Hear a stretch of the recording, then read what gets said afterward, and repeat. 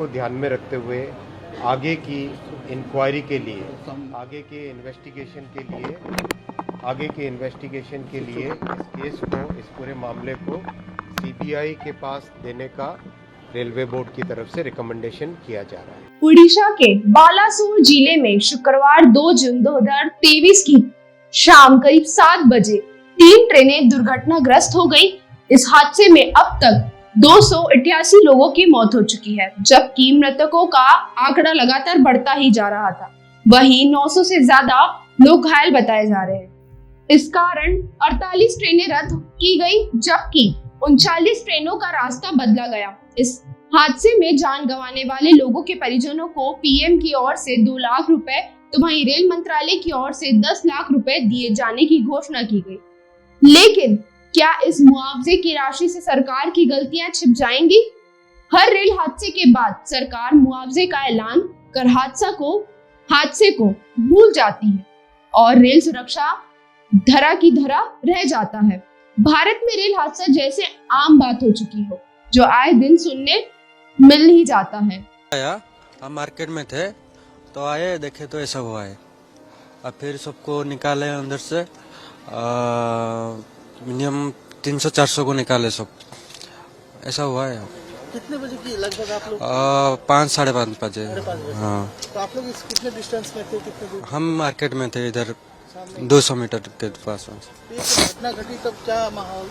बहुत लोग इधर थे और वो आवाज मतलब जनगली हो गया, पूरा इधर से उधर तक लोग हो गए, ऐसा हुआ है।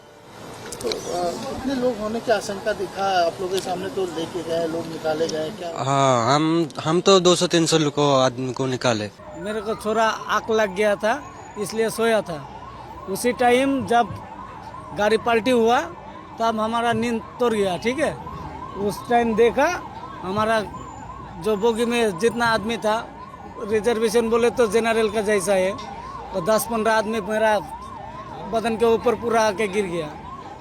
जब भारत में इससे पहले भी कई बड़े रेल हादसे हुए हैं। पिछले 52 साल में 31 से ज्यादा रेल दुर्घटनाएं दर्ज की जा चुकी हैं। रेलवे के मुताबिक भारत में हर दिन 12 करोड़ से ज्यादा लोग ट्रेन से सफर करते हैं। ये 12 करोड़ लोग हर दिन 14,000 ट्रेनों की सवारी करते हैं। रेल सुरक्षा में सुधार के लिए सरकारी प्रयासों के बावजूद भारत के रेलवे में हर साल कई 100 दुर्घटनाएं होती हैं। ज्यादातर मामलों में मानव त्रुटि या पुराने सिग्नल उपकरण का इस्तेमाल बताया जाता है। भारतीय रेल के इतिहास में सबसे खतरनाक दुर्घटना 1981 में हुई थी। एक यात्री ट्रेन बिहार राज्य में एक पुल को पार करते समय पटरी से उतर गई थी। इसकी कारें बागमती नदी में डूब गई। हादसे में 800 यात्रियों की मौत हो गई।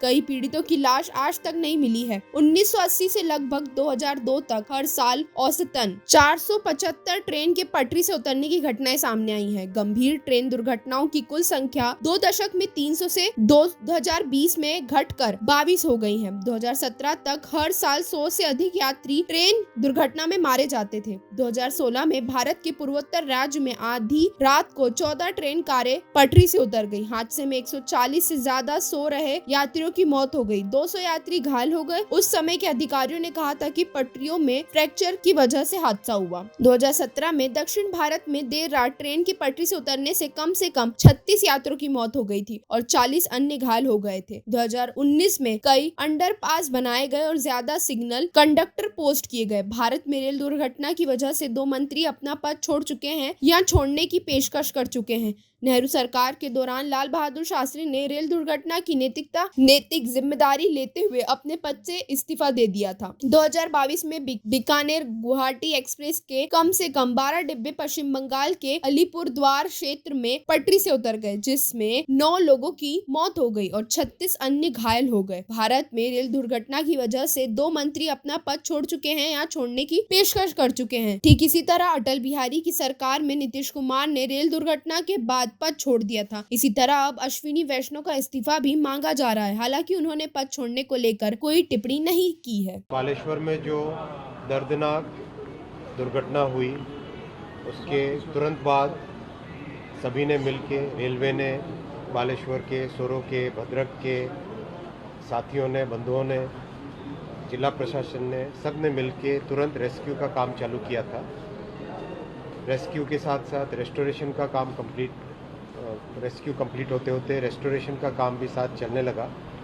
और अभी जिस तरह से तेज़ी से काम चल रहा है, 2 लाइन करीब करीब जो मेन लाइन है उसमें पटरी का काम कंप्लीट हो गया है, ऊपर बिजली के तार का और बाकी सब चीज़ों का काम चल रहा है। साथ ही साथ आज बालेश्वर डिस्ट्रिक्ट हॉस्पिटल में हो, सोरो के मेडिकल में हो, भद्रक के मेडिकल में हो और कटक के मेडिकल में सब जगह पेशेंट्स के साथ भी जिस तरह से उनकी अच्छी चिकित्सा की सुविधा हो रही है वो भी देख के आए। और सब जगह प्रयास ये चल रहा है कि देश भर में जहाँ से भी पैसेंजर्स आए थे जो इस दुर्घटना में रहे अनफॉर्चुनेटली, उन सब के परिवारजनों के साथ संपर्क करने का भी रेलवे के जरिए से राज्य सरकारों के साथ मिलके पूरी तरह से उसका प्रयास भी चल रहा है। जिस सिचुएशन में ये दुर्घटना हुई है, और जो परिस्थितियां हैं उन सब को ध्यान में रखते हुए जो कुछ अब तक का एडमिनिस्ट्रेटिव इंफॉर्मेशन मिली है उस सब को ध्यान में रखते हुए आगे की इंक्वायरी के लिए, आगे के इन्वेस्टिगेशन